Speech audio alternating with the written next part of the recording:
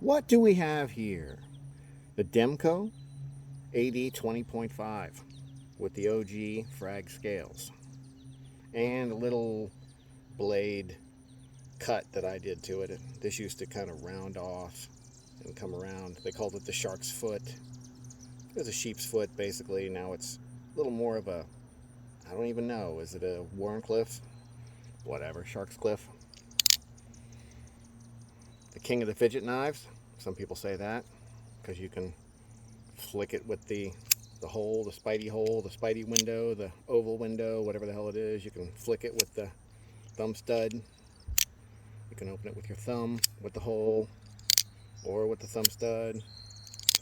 You can just flick it open by unlocking the shark lock, or you can just flick it open with centrifugal force, because the detent is not super strong, although it kind of goes over a long area. The detent goes from closed all the way out to here before you get past it. But it's super smooth. It's a very smooth knife.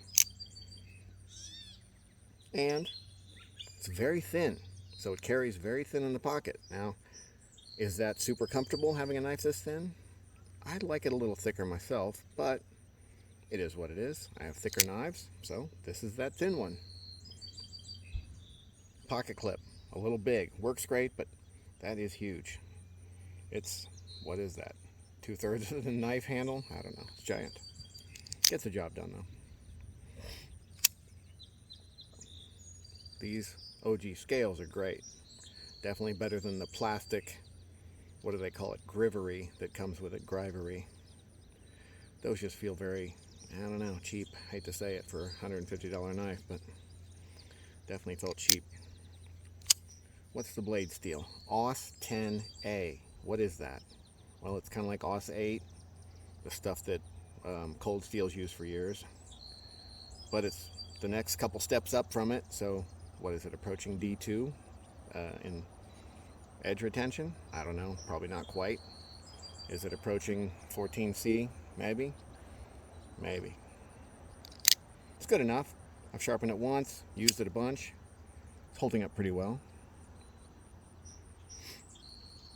Nice back spacer with these little ridges on it. The shark lock itself can be a little rough on the fingers, especially when you're getting started with it and haven't worn a callus in. I actually rounded this one off a little bit and recut the grooves, or the little lines on it.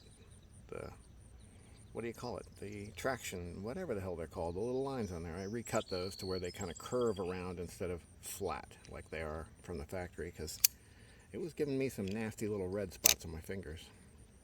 Because I got little baby fingers. They're too little, they're tiny little fingers. They hurt me. Nah, I got regular, normal fingers, so I think your average person is going to find the lock a little sharp on the edges, on the corners. It's a great knife, though. I like it a lot. It's fun to play with. It's a good utility knife. Solid. Blade never has had any wobble in it since I put it back together. Demko AD20.5. Have a nice day.